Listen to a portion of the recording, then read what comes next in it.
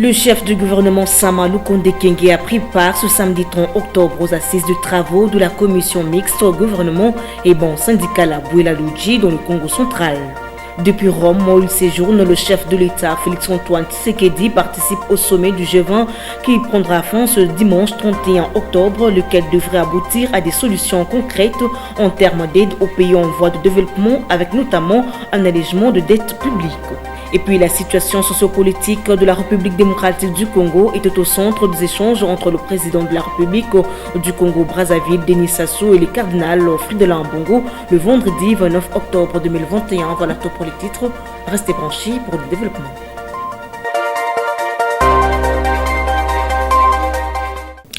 Excellent week-end chez vous, madame, messieurs. Bienvenue dans cette édition du journal sur la chaîne de l'éducation. Le président de la République, Félix-Antoine Tshisekedi Tshilombo, est à Rome depuis le vendredi 29 octobre 2021.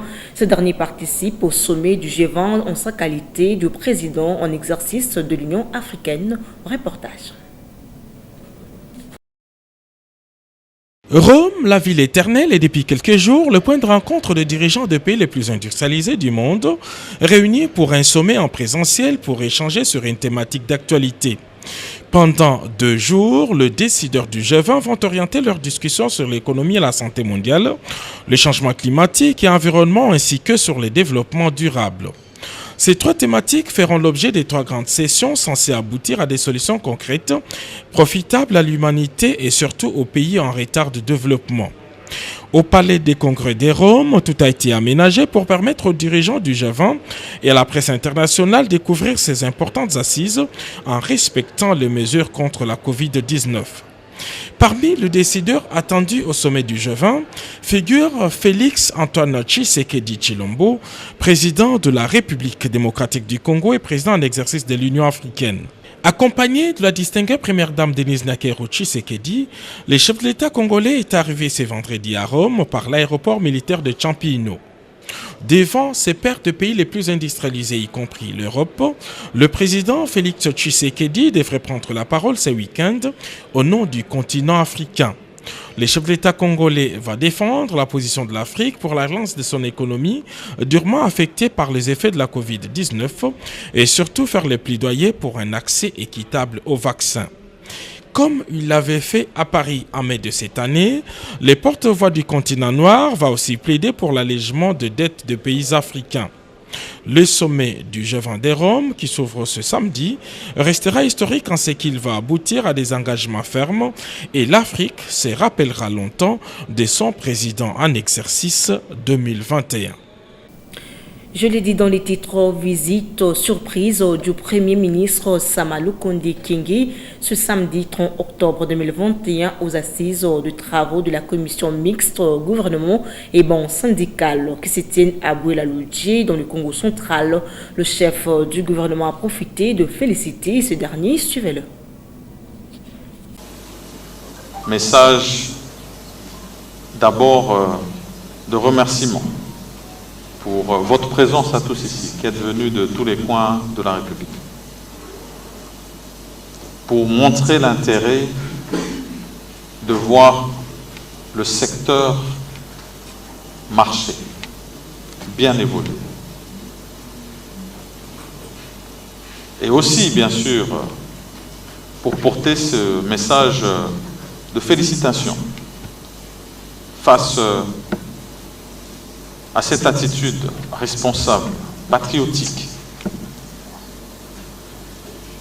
que vous avez et que vous avez indiqué de manière claire à toute la République à travers cette décision de suspension de la grève.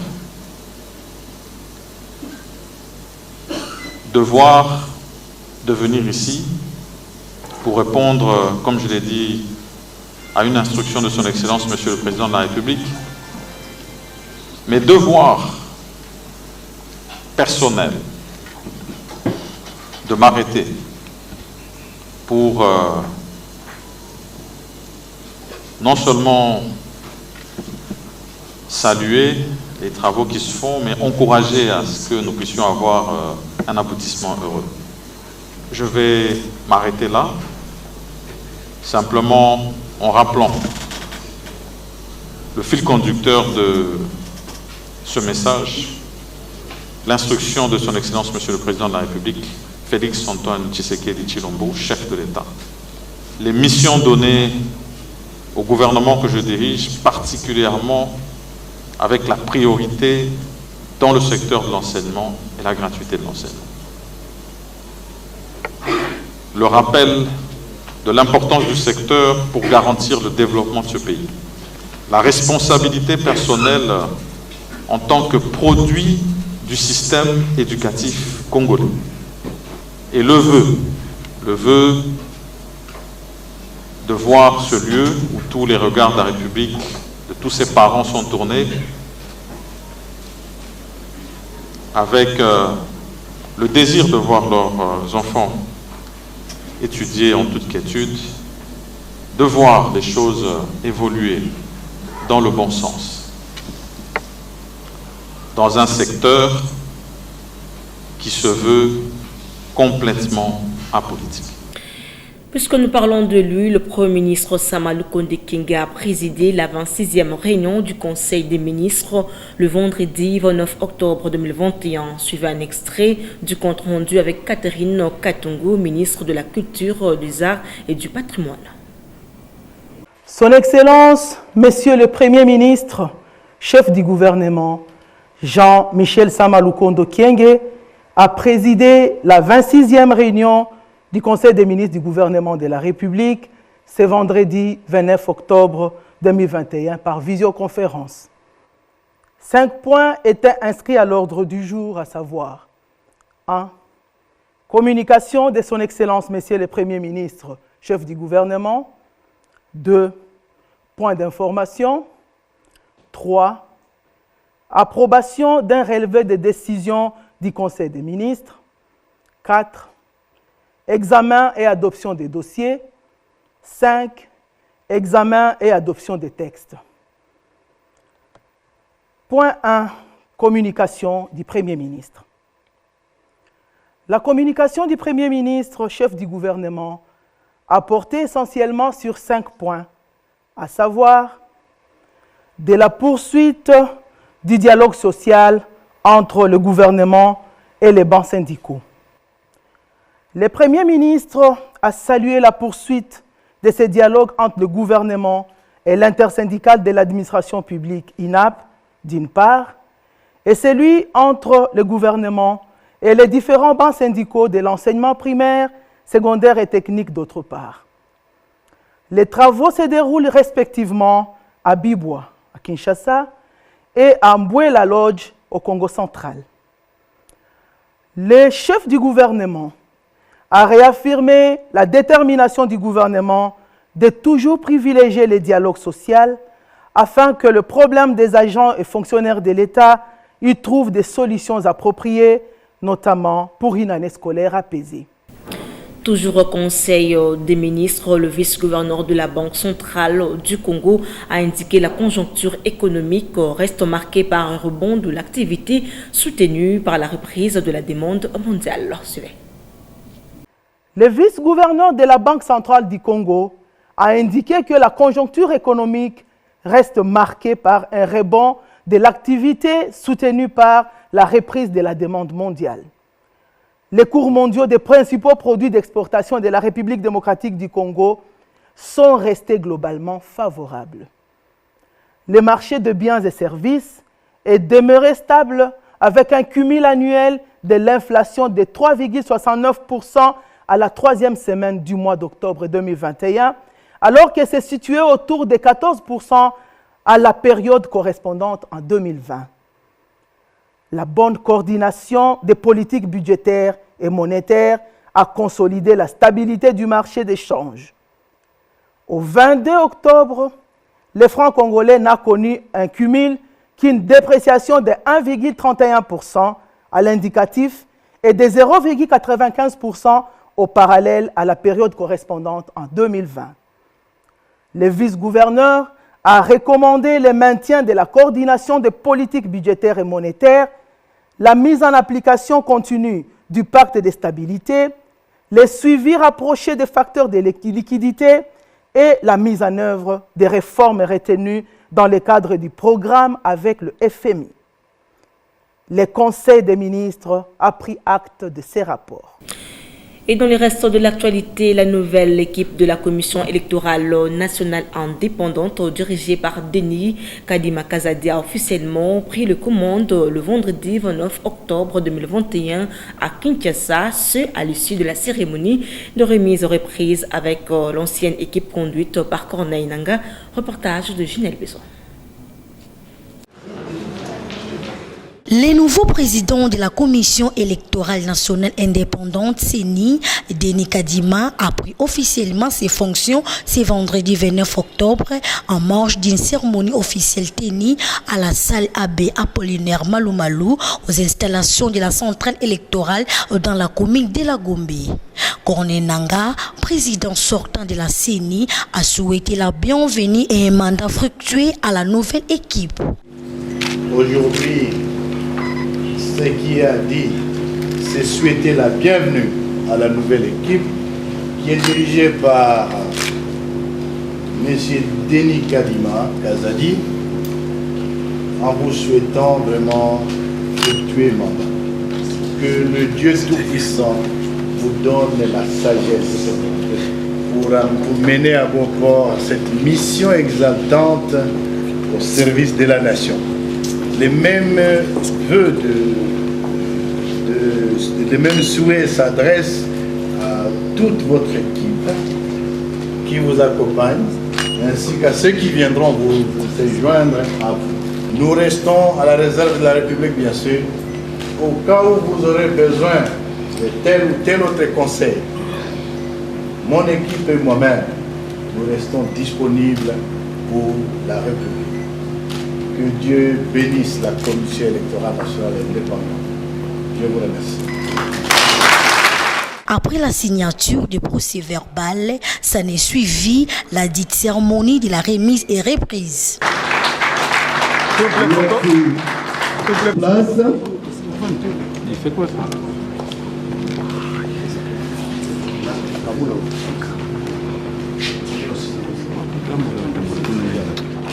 Prenant la parole, le nouveau président de la CENI, Denis Kadima, a promis aux Congolais un processus électoral crédible. Nous n'avons pas d'autre choix que de nous retrousser les manches durant les 2 ans qui viennent.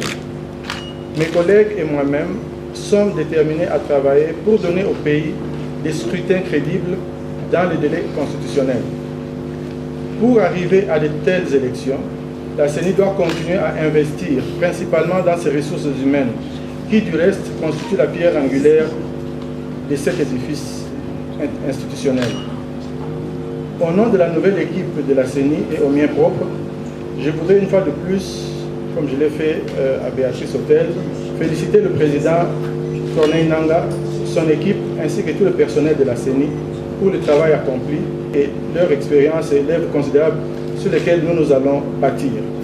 Notre équipe et moi-même s'engagent à associer toutes les parties prenantes en amont et en aval de nos activités, de sorte que le processus ne reste pas l'œuvre de la seule CENI, mais qu'elle soit un résultat partagé de tous. C'est sur cette note que je clôt mon propos, tout en vous remerciant de votre attention. Merci. Cette cérémonie intervient après la prestation des serments le mardi 26 octobre dernier devant la Cour constitutionnelle de 12 membres entérinés par l'Assemblée nationale et investis par l'ordonnance présidentielle. En ces jours, 3 postes réservés à l'opposition sont restés vacants. Il s'agit du 2e vice-président, Kester, et un membre de la plénière. L'actualité, c'est aussi le cardinal Fridolin Ambongo a été reçu le vendredi 29 octobre 2021 par le président de la République du Congo-Brazzaville, Denis Sassou Nguesso. Au menu de cette rencontre, la situation sociopolitique de la République démocratique du Congo, suivi du cardinal Fridolin Ambongo. Moi, je suis venu en tant qu'archevêque de Kinshasa à double titre, pour échanger avec lui et recueillir son avis par rapport aux questions sociopolitiques que ça se passe chez nous. Et je peux vous rassurer, il m'a donné son avis, son sage avis par rapport à ce que nous sommes en train de vivre. J'espère que ça va beaucoup nous aider dans le sens de la recherche, de vivre ensemble, la consolidation de la paix sociale, etc.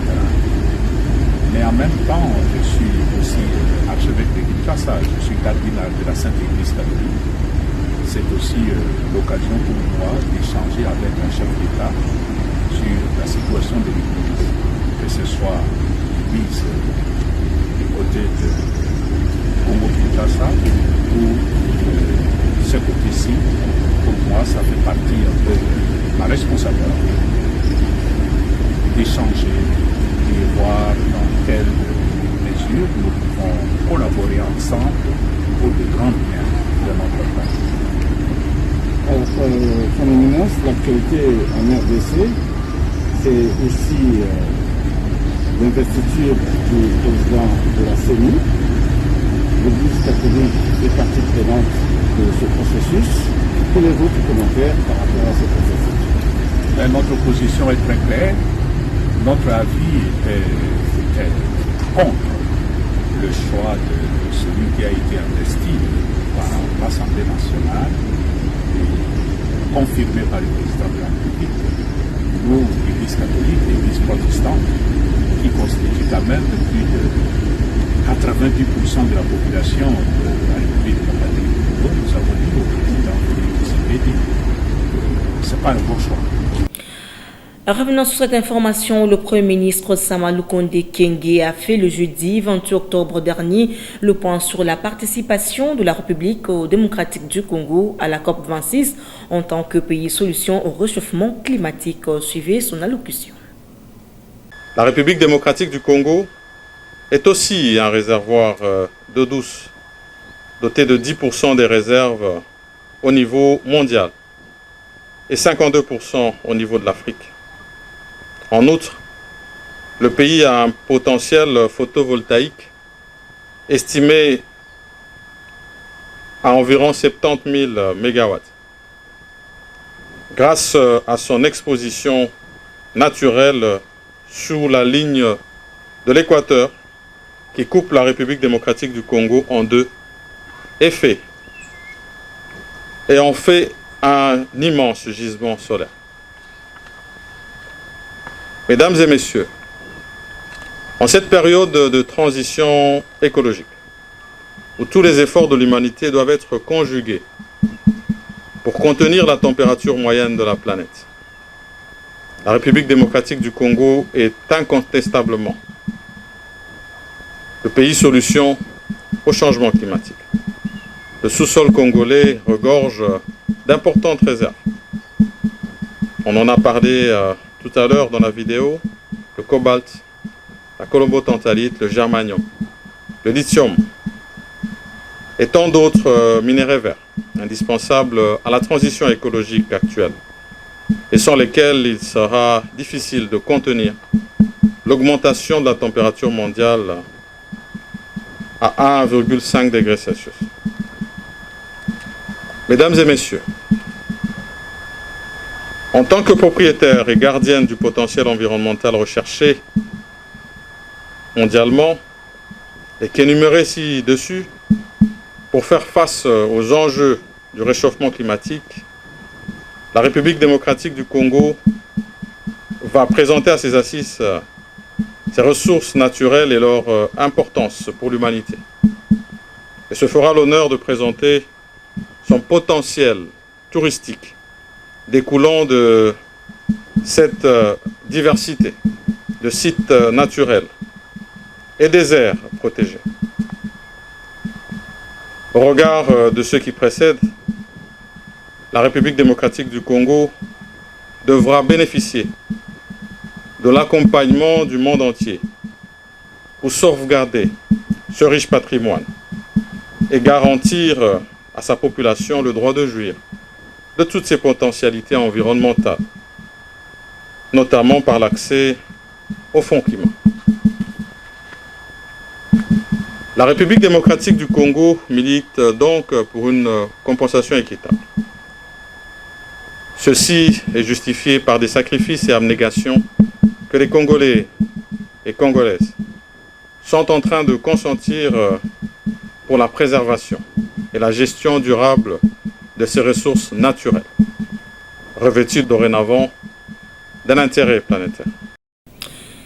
Et au cours de ce point d'information, le chef du gouvernement Sama Lukonde Kyenge était accompagné de la vice-première ministre de l'Environnement Eve Obazaïva. Suivez-la.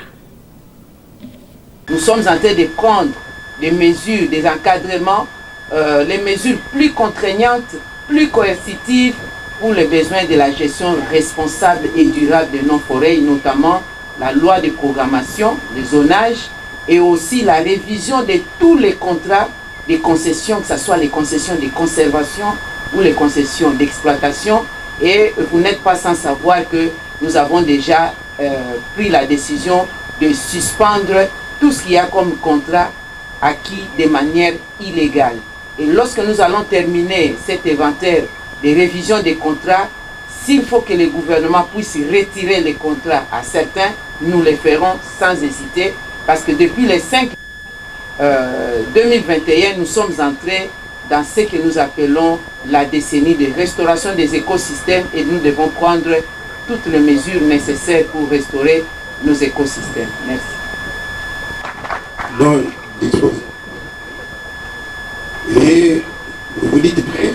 J'ai donné déjà la réponse sur ce que nous avions comme attente, ça veut dire plus que ce que les engagements passés ont été. Et comme cela a été dit ici, c'est vraiment de passer de la parole à l'acte. Et en ce qui concerne l'exploitation, parce que vous parlez de préservation et en même temps d'exploitation. L'exploitation se fera de manière la plus responsable et j'ai donné ici tout le contour de la question pour nous permettre quand même de bénéficier de ce potentiel forestier que nous avons, mais en même temps garantir la protection de la planète. L'autorisation du Premier ministre que notre pays, nous avons ce que nous appelons la contribution déterminée nationale. Dans notre CDN, nous avons exprimé les ambitions aussi claires, détaillées, chiffrées, pour que notre peuple puisse bénéficier de ces potentiels, du rôle que notre population, que nous-mêmes, nous allons devoir protéger. Il y a cette compensation qui se retrouve dans la CEDEN avec des priorités dans les domaines de l'énergie, les priorités dans les domaines de l'agriculture, parce que désormais nous devons complètement lutter et abandonner le système de culture itinérante sur brûlis. Ça nécessite donc une alternative quant à cela. Dans le domaine des infrastructures, dans le domaine social, et nous avons ajouté l'élément nouveau sur l'économie circulaire, donc la valorisation des déchets. Donc dans l'ensemble, notre population va devoir se retrouver au sein de la CEDEN et la collaboration, le partenariat que nous avons avec tous les groupes de bailleurs au sein du CAFI, nous avons notre lettre d'intention qui est clairement exprimée des communs accords avec la vision des partenaires et notre propre vision et nos propres priorités. Et cette lettre qui sera très très bientôt signée, comme l'a dit le Premier ministre à Glasgow. Et pour clore ce journal, parlons éducation. Les étudiants en médecine des universités frappés de la décision de fermeture de leur filière étaient devant les installations du Palais du Peuple le jeudi 28 octobre dernier pour dire non à la note circulaire du ministre de l'Enseignement supérieur et universitaire ordonnant la fermeture des facultés de médecine jugées non viables au sein de leurs établissements universitaires. Reportage de Junel Pezo, une fois de plus. Ils étaient nombreux à exprimer leur mécontentement ce jeudi 28 octobre à l'hémicycle du Palais du Peuple. Les étudiants des différentes universités frappés par la note circulaire du ministre de l'ESI ordonnant la fermeture de facultés de médecine jugées non viables. Après leur sit-in au siège du Parlement, ils ont été reçus par le rapporteur de l'Assemblée nationale qui, après avoir écouté les revendications, les a rassurés, ces dernières seront traitées. Nous avons enregistré toutes vos revendications. Elles seront transmises au gouvernement. Pour qu'au finish, le gouvernement apporte des solutions idoines à vos préoccupations. Donc, soyez-en rassurés. Les bureaux vont s'adresser au ministre pour pour rencontrer aussi vos préoccupations et répondre à vos attentes. Je crois que c'est essentiel. Sur place, les étudiants ont lu leur mémorandum et remis au rapporteur. Excellence, Monsieur le Président, par cette note numéro 032 du 17 septembre 2021, le ministre de l'ESU a décidé de fermer toutes les facultés de médecine de la RDC à l'exception de 16 universités, qui est l'université de Kinshasa, l'INULU, l'université de Kisangani, l'université catholique de Bukavu, l'université évangélique en Afrique, l'université officielle de Bukavu, l'université de Goma, l'université catholique, l'université libre du pays de Grand Lac, l'université de Kindu, l'université protestante du Congo, l'université de Kikwit, l'université de Tchumbe, l'université du Congo, l'université de Mbandaka et l'université officielle de Mujimai. Le ministre de l'ESU prétend avoir pris cette décision sur recommandation du contrôle de viabilité des facultés de médecine effectué par l'ordre de médecins. Je vous remercie au nom de tous les étudiants de la République. Au sortir, quelques étudiants se sont exprimés. Je suis un médecin impétrant de l'université Reverend Kim. Pourquoi nous avons déposé le mémo? Notre mémo, c'est contre la décision prise d'une part dans le chef du ministre de l'ESU qui a exigé une fermeture immédiate de toutes les universités de la ville-province de Kinshasa et de l'intérieur, de fermer pour une éventuelle réorientation dans les 4 universités dites viables. On est aussi venu manifester notre indignation par rapport à la rapidité et l'imprécision que le ministre a dans la gestion de ces dossiers et les traumatismes qu'il sème au sein de certaines facultés, parce qu'on a pas mal de nos amis qui organisent leurs sessions. Le ministre, dans son chef, n'a pas eu un moment où il a analysé tous les faits pour pouvoir sortir cette décision. 2 universités sur toute la ville de Kinshasa peuvent-elles recevoir 6 autres universités? Elles ont quelles infrastructures? D'abord, eux-mêmes, là, localement, c'est inondé. Alors, ces milliers d'étudiants que vous allez recevoir, comment vont-ils avoir de la place? Comme vient de dire notre ami, le ministre s'est réveillé un bon matin, il juge nos universités de non viables. Si nos universités sont non viables, c'est que nos facultés de médecine sont non viables. Alors que si nos facultés de médecine sont non viables, c'est que nous les étudiants, nous sommes non viables. Si nous les étudiants, nous sommes non viables, c'est que nous avons reçu des enseignements non viables par des enseignants non viables provenant de l'UNIKI non viable, parce que nous tous, nous utilisons les mêmes enseignants. Quand le ministre, vous dites que nous sommes non viables, c'est-à-dire que nos professeurs aussi sont aussi de non viables. Rappelons que cette décision a été prise sur base d'un rapport du Conseil national de l'ordre de médecins présenté et adopté lors des états généraux de l'ESU tenus à Lubumbashi du 10 au 14 septembre dernier. Vous avez compris que ce journal a touché à sa fin. Vous nous avez pris en cours de diffusion. Voici le rappel des titres. Le chef du gouvernement, Sama Lukonde Kingi, a pris part ce samedi 30 octobre aux assises des travaux de la commission mixte gouvernement et banque syndicale à Bouélé-Lodji dans le Congo central. Depuis Rome, où il séjourne, le chef de l'État, Félix-Antoine Tshisekedi Tshilombo, participe au sommet du G20 qui prendra fin ce dimanche 31 octobre, lequel devrait aboutir à des solutions concrètes en termes d'aide aux pays en voie de développement, avec notamment un allègement de dettes publiques. Et puis la situation sociopolitique de la République démocratique du Congo était au centre des échanges entre le président de la République du Congo-Brazzaville, Denis Sassou, et le cardinal Fridolin Mbongo le vendredi 29 octobre 2021. C'était là le rappel de titre. Fin complètement de cette grande édition du journal. Un grand merci à toute l'équipe technique, au rédactionnel derrière la caméra. C'était Dalphin Tondoula, Guillaume Mayamba et Sardine Zeka. Merci de nous rester toujours fidèles. Au week-end chez vous. Au revoir.